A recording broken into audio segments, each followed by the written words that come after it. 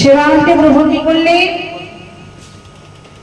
না, সেবান্তে আমার গৌরহরি পুনরায়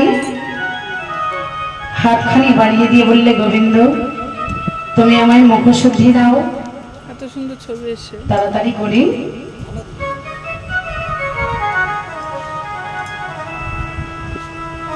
বস্ত্রাঞ্চল থেকে মুখশুদ্ধি দিলেন আমার গৌরহরি করে।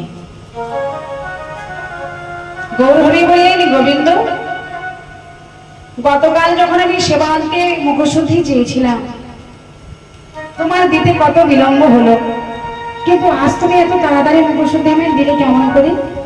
বললে, গৌরহরি আমি যে গতকাল মুখশুদ্ধি মাধুকরী করতে গিয়েছিলাম,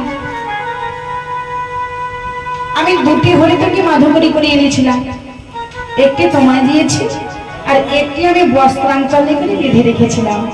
বলো প্রভু আমি ভালো করিনি? আহা, গৌরহরি বললেন, গোবিন্দ তুমি তো খুবই ভালো করেছ। আমার সঙ্গের সাথী হয়ে এতদিনে তুমি এই শিখলে? তুমি কি জানো না সন্ন্যাসীর নহে কভু সঞ্চয় বাসনা? তোমায় তো আমি আমার সঙ্গের সাথী করতে পারি না। গোবিন্দ তোমার এখনো সঞ্চয় বাসনা আছে, তাই আজকে তোমায় এই অগ্রদ্বীপের মাটিতে তোমায় আমি নির্বাসন দিলাম, তোমায় আমি কিছুতেই আমার সঙ্গী করে নিয়ে যেতে পারবো না। গোবিন্দ ঘোষ ছুটে গিয়ে গৌরহরির চরণ যুগল জড়িয়ে ধরলে, প্রভু আমি যে হরিতকে মাধুকরী করেছি এবং তা একটা সঞ্চয় করে রেখেছিলাম, আমি তো নিজের জন্য করিনি প্রভু, আমি যে তোমার জন্য করেছি। প্রভু তুমি আমায় ক্ষমা করো দয়াময়। না, কিছুতেই তোমার ক্ষমা হবে না। পুনরায় ছুটে গিয়ে চরণ যুগল জড়িয়ে ধরেছি, প্রভু তুমি আমায় ক্ষমা করো। তোমার ওই রাঙা চরণে আমার এই নিবেদন, এই নিবেদন, তুমি আমার সকলে অপরাধে ক্ষমা করে, ক্ষমা করে তোমার ওই রাঙা চরণে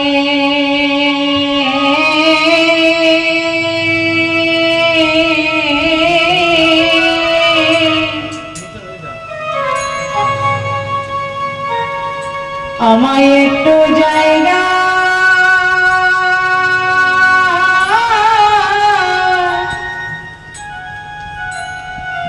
আমায় জায়গা দাও গো,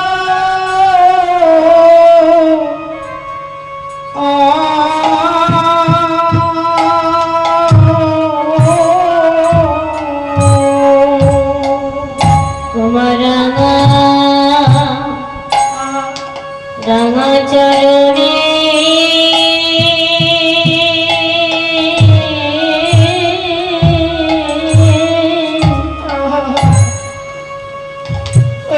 আমার একটু জায়গা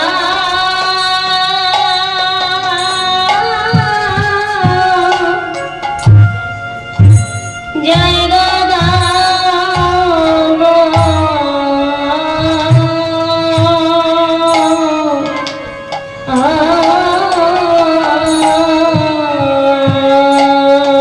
প্রভু গো, বিদায় গৌরহরি বল, হরি বল, হরি বল। তোমার রাঙা চরণে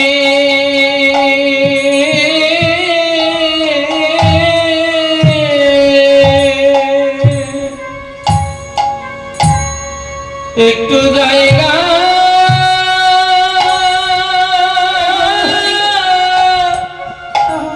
দাও গো।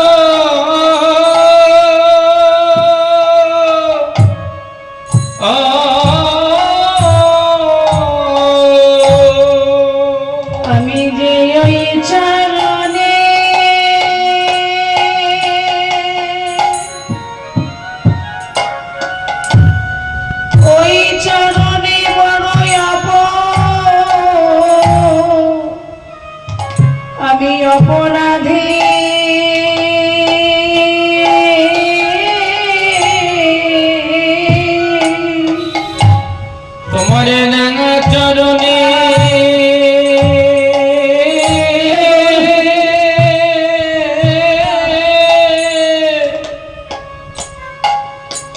একটু জায়গা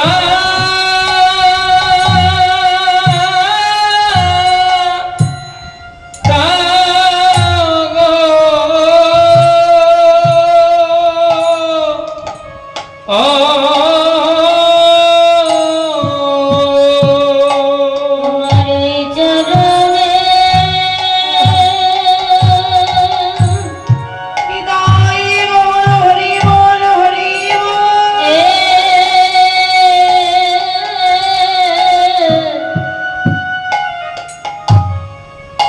আমি বড় অপরাধী,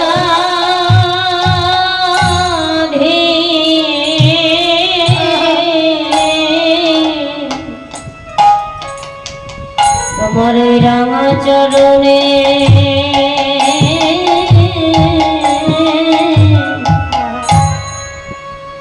আমার একটু জায়গা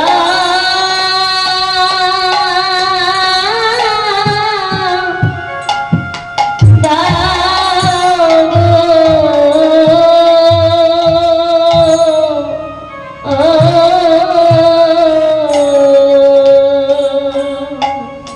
তোমার ওই চরণে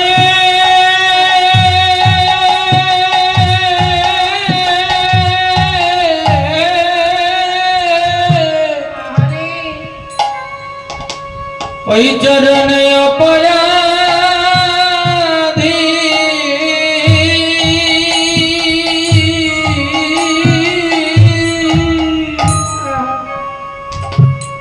তোমার রাঙা চরণে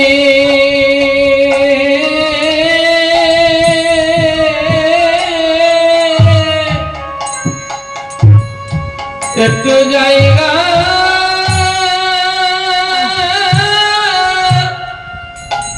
দাও গো।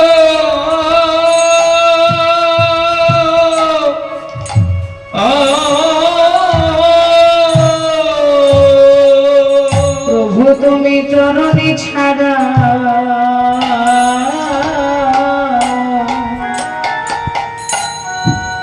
আমায় করুণা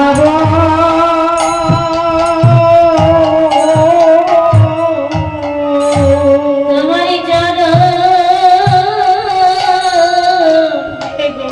চরণে ছাড়া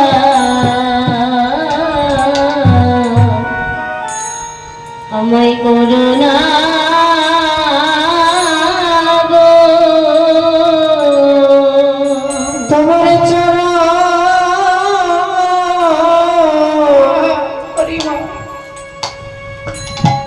চরণ ছাড়া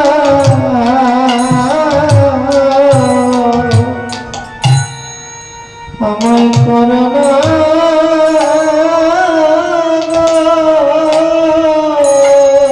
আমি ওই চরণে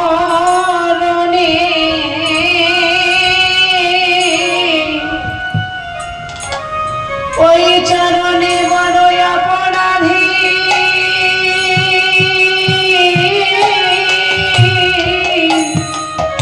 তোমার চরণ ছাড়া আমায় করুণা গো। তোমার চরণে হরি বল হরি বল হরি বল হরি বল হরি বল। আমি বড় অপরাধী,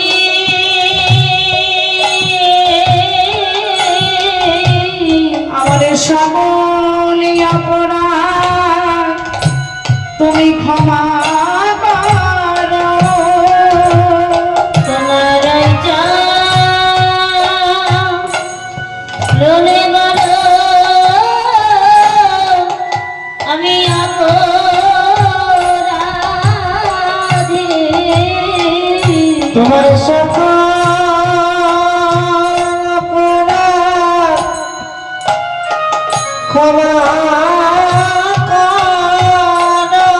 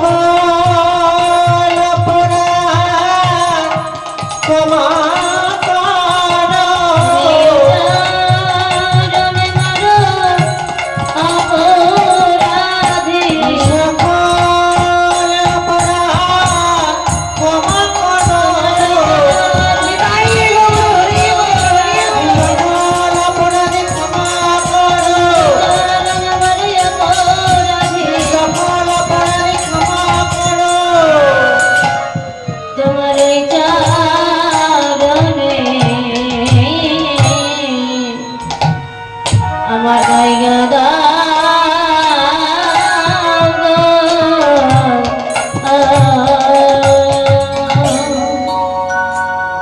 গোবিন্দ ঘোষকে চরণ ছাড়া করে দিলেন, কোনো কথা শুনলেন না। প্রভু বললেন, না, তোমার এখনো সঞ্চয় বাসন আছে, তুমি সংসারী হও, তুমি ফিরে যাও। প্রভু যখন চলে গেলেন, গোবিন্দ ঘোষ চিৎকার করে বলে উঠলেন, গৌর হরি, তুমি আমায় ফেলে চলে যাচ্ছ, যাও, তবে যাওয়ার আগে একটা কথা শুনে যাও, সত্যিই যদি তোমায় আমি ভালোবেসে থাকি প্রভু, তবে এক পক্ষ কালের মধ্যে তোমায় আমার কাছে ফিরে আসতেই হবে। এক পক্ষ কাল মানে 15 দিনের মধ্যে তোমার কাছে আমার কাছে তোমাকে ফিরে আসতেই হবে। গৌর হরি চলে গেলেন বৃন্দাবনে। অগ্রদ্বীপের মাটিতে হা গৌর প্রাণ গৌর বলে ধুলাই পড়ে গড়াগড়ি দিয়ে কাঁদছেন গোবিন্দ ঘোষ। অগ্রদ্বীপবাসীরা গোবিন্দ ঘোষের কাছে এসে বলছে, গোবিন্দ, কেঁদো না গোবিন্দ, মহাপ্রভু তোমায় ঠিক কৃপা করবে, তুমি চলো, গৃহে ফিরে চলো। গোবিন্দ ঘোষকে সবাই মিলে তার গৃহে পৌঁছে দিলেন। একদিন চলে যায়, 2 দিন চলে যায়, কিন্তু মহাপ্রভুর কৃপা হয় না। 5 দিন চলে যায়, 10 দিন চলে যায়, মহাপ্রভুর কৃপা হয় না। 14 দিনের মাথায় গোবিন্দ ঘোষ মনে মনে চিন্তা করলেন, এ প্রাণ আমি আর রাখবো না। মহাপ্রভুর যখন কৃপা হতে আমি বঞ্চিত হলাম, এই প্রাণ আমি ওই গঙ্গায় বিসর্জন দেব। হরি বল, হরি বল, হরি বল। এই বলে যখনই ওই গঙ্গায় নেমেছে প্রাণ বিসর্জন দেওয়ার জন্য, সঙ্গে সঙ্গে দৈববাণী হলো, গোবিন্দ, আত্মহত্যা মহাপাপ, যুগে যুগে সর্বনাশ, তুমি এমন ভাবে আত্মহত্যা করো না। এইভাবে যখনই গঙ্গা হতে উঠে আসছে, হঠাৎ দেখছে কি না, একটি কালো কষ্টি পাথর গোবিন্দ ঘোষের অঙ্গে বারবার ধাক্কা দিচ্ছে। তার সামনে তো শ্মশান আছে, তা গোবিন্দ ঘোষ মনে মনে চিন্তা করছে, বুঝি মরা পোড়ানো কাঠ হবে। তাই কি করলো, ওই কালো কষ্টি পাথরটিকে তুলে ওই আবর্জনার মধ্যে ছুঁড়ে দিল। আবর্জনার মধ্যে ছুঁড়ে দিয়ে গোবিন্দ ঘোষ গৃহে ফিরে এসেছে।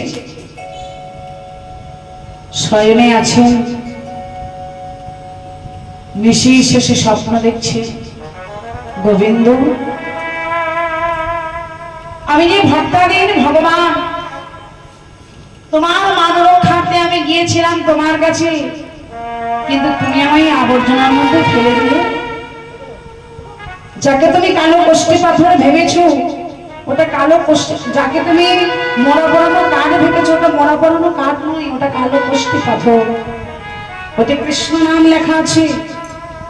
মহাপ্রভু দিয়েছেন, শোনো, ওই বিগ্রহ, ওই কালো কষ্টি পাথর দিয়ে তুমি শিবিগ্রহ বানাও, শিবিগ্রহ বানিয়ে তুমি নাম দিও গোপীনাথ। গোপীনাথের সেবা করলে জানবে তুমি স্বয়ং গৌর হরিকে সেবা দিচ্ছ না, যা কারণ যেই গোপীনাথ সেই গৌর হরি। আর একটা কথা, তুমি সংসারী হও, একা একা তোমার গোপীনাথের সেবা দিতে ভালো লাগবে না, দুজনে মিলে গোপীনাথের সেবা দিও। স্বপ্নে দর্শন করতে করতে হঠাৎ যখন গোবিন্দ ঘোষের ঘুম ভেঙে গেল, তাকিয়ে দেখছে কেউ তো নেই, আমার গৌর হরি তো নেই।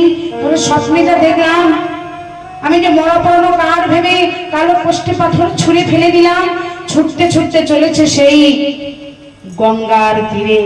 আবর্জনার মধ্যে ভালো করে খুঁজে দেখছে, যেটা কালো কষ্টি পাথর যেটা মোড়া পড়ানো কার ভেঙেছিল, সেটা মোড়া পড়ানো কার নয়, সেটা কালো কষ্টি পাথর।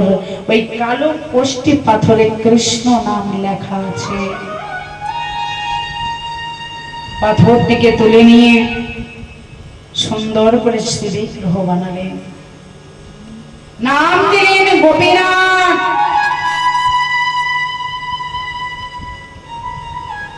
প্রাণ প্রতিষ্ঠা করে 4 বার গোপীনাথের সেবা হয়, দিনে 4 বার সেবা হয়।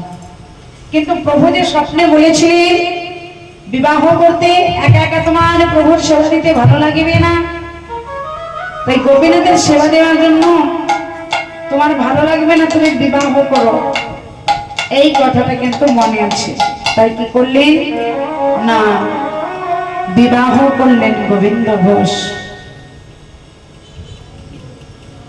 বিবাহ করার পরে যে গোপীনাথের দিনে 4 বার সেবা হতো, বিবাহ করার পরে 1 বার কমে গেল। এটাই হয় গো, সংসারে যখন আমাদের সুখ আসে, আনন্দ আসে, তখন আমরা ভগবানকে ভুলে যাই। কিন্তু সুখে দুঃখে যেজন ভগবানের নাম স্মরণ করে, ভগবানকে ভুলে না, ভগবান আমার সেই ভক্তকে কখনো চরণ ছাড়া করে না। তাই 1 বছরে যেতে না যেতে প্রভুর কৃপা হলো, গোবিন্দ ঘোষের একটি পুত্র সন্তান হলো। নাম রাখলেন কি? শিববিগ্রহের নাম গোপীনাথ। গোপীনাথের নাম অনুসারে পুত্রের নাম দিলেন গোপীনাথ। পুত্র যখন হলো, তখন আরো 1 বার সেবার সময়টা কমে গেল, 4 বারের জায়গায় হয়ে গেল 2 বার। দিয়ে ধন বুঝে মন হরে নিতে কতক্ষণ। মহাপ্রভু আমার মনে মনে চিন্তা করলেন, আমি ভক্তকে মায়ার বন্ধনে আবদ্ধ করেছি, তা করলে তো হবে না, পুত্র কন্যা পুত্র স্ত্রী একে একে সব আমায় কেড়ে নিতে হবে। তাই করলেন, প্রথমে স্ত্রীকে কেড়ে নিলেন, পরে পুত্রকে কেড়ে নিলেন। তখন গোবিন্দ ঘোষ প্রভুর চরণে নিবেদন করে বলছে, প্রভু হে গোপীনাথ, আমি তো এসব কিছুই চাইনি তোমার কাছে, আমি সংসার চাইনি, স্ত্রী চাইনি, পুত্র চাইনি, কিন্তু সব দিয়েও কেন তুমি কেড়ে নিলে? সব দিয়ে যখন আমার অন্তরে দুঃখ দিয়ে কষ্ট দিয়ে কেড়ে নিলে, বেশ আমিও সেবা করব না, আর তোমায়ও আমি কিছু সেবা দেব না। আমি অনাহারে থাকবো, তুমিও অনাহারে থাকবে। 1 দিন চলে যায়, 2 দিন চলে যায়, 3 দিন চলে যায়, 4 দিনের মাথায় শিববিগ্রহ গোপীনাথ পুত্র গোপীনাথের বেশ ধারণ করে ডাকছে, বাবা বাবা। কে আমায় বাবা বলে ডাকছে? কে? আমার পুত্র তো মারা গেছে। গোপীনাথ পুত্র এসে বলছে, বাবা, জগতে যে পিতার 2টো সন্তান থাকে, একটা সন্তান মারা গেলে আর একটা সন্তানকে কি সে অভক্ত রাখে? বাবা, তুমি আমায় কিছু সেবা দাও।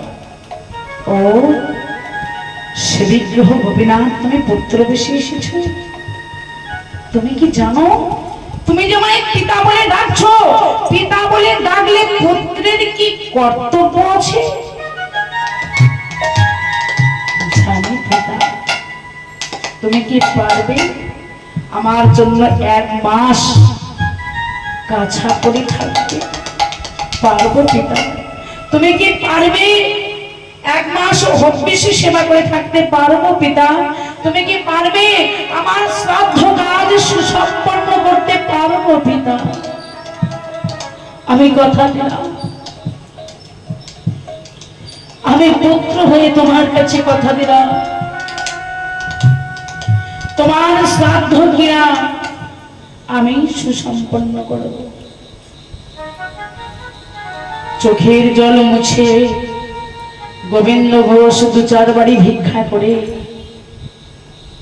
গোপীনাথের সেবা দিলেন এবং নিজেও কিছু সেবা পেলেন।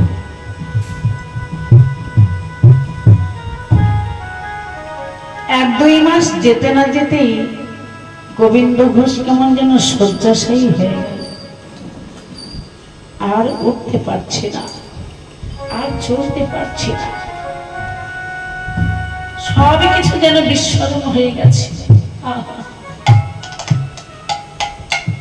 অন্তিম কালে তো এরকমই হয়। শিবিগ্রহ গোপীনাথ পুত্র বেশে এসে বলছে, বাবা তোমার কোথায় কষ্ট হচ্ছে বাবা? গোবিন্দ ঘোষ বলছে, আমার কোথাও কষ্ট হচ্ছে না বাবা। গোপীনাথ, শিবিগ্রহ গোপীনাথ এসেছে, এটা বিস্মরণ হয়ে গেছে, ভাবছে আমার পুত্র এসেছে। বলছে, গোপীনাথ আমার শিয়রে একজনের করতাল আছে বাবা, একটু করতাল বাজিয়ে আমায় কৃষ্ণ নাম শোনাবি। আর একটা কথা গোপীনাথ, আমার অগ্রিম কালে যখন আমার এই দেহ খাঁচা থেকে প্রভা পাখি উড়ে যাবে, আমার শেষ নিঃশ্বাস ত্যাগ করার আগে তোর কাছে আমার একটা নিবেদন, তুই আমার শিয়রে বসে বসে বসে বসে আমার শিয়রে বসে বসে তোর ওই মধুর কণ্ঠে একবারে কৃপা করে করুণা করে করুণা করে আমার এই মধুরী কৃষ্ণ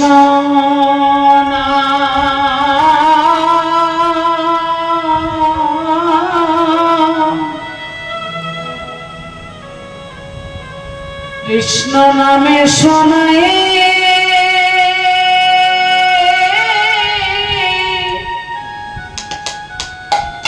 আমায় শোনায় দেবে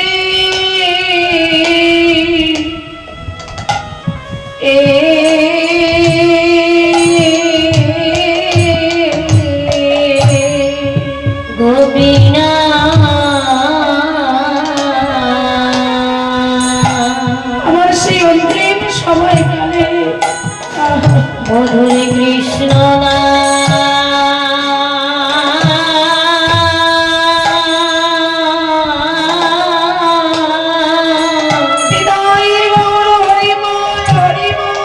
আমায় শোনায়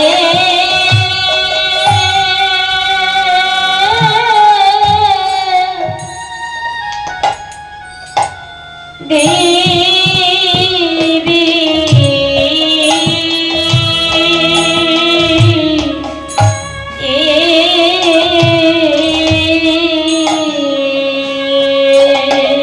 আমারে মহাযাত্রা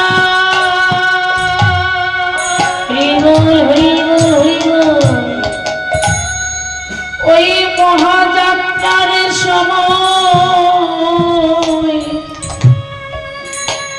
সময়কালে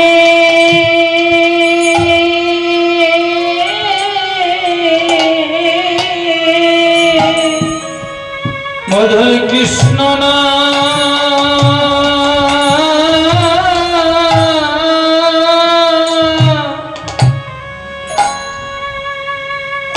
কৃষ্ণ নামে শোনায়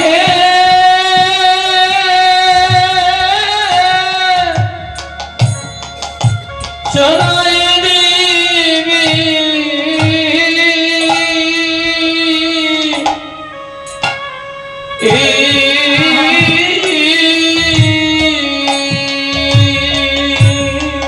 আমার মহাযাত্রা নিতাই গৌর হরি বল হরি বল।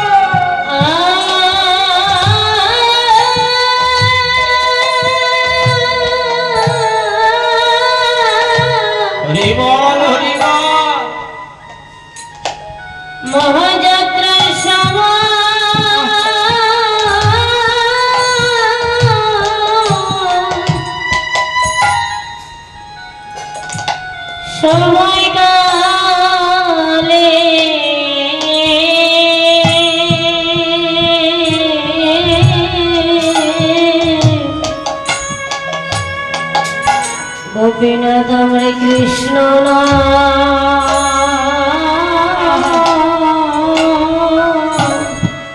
হরি বল শোনায়ে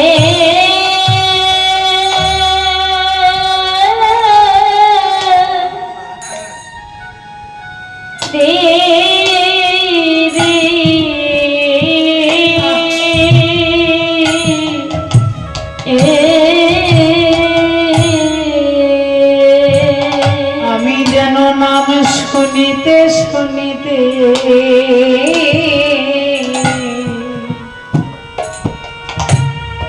আমি যেতে পারি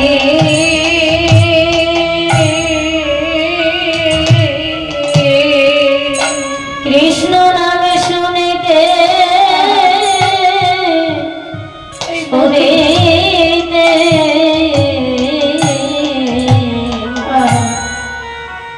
আমি যেন যেতে পারি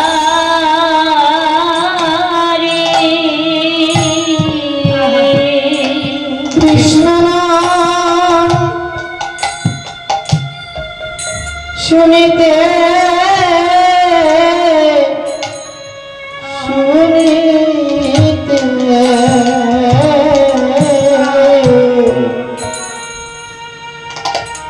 আমি যেন যেতে পারি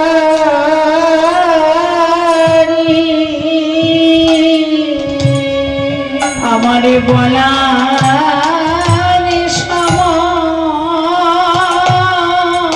হরি বল হরি বল হরি বল হয় কি না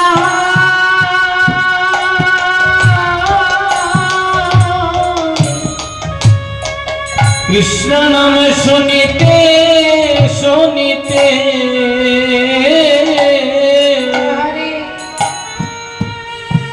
যেন যেতে পারি বলারি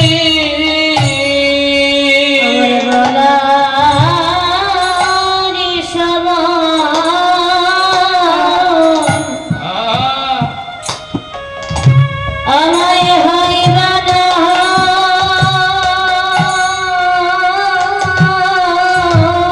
তাই আমি আগে হতে জানাই রাখি আমায় বলা সবাই হইবা না আমি আগে হতে জানাই রাখি আমায় বলা সময় হইবা না আমি আগে হতে জানাই রাখি বলারি সময় হইবা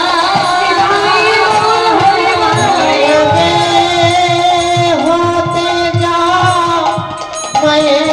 রাখি বলারি সময় হইবা না আগে হতে যা রাখি বলার সময় হইবা না আমি আগে হতে যা রাখি আমি আগে হতে যা রাখি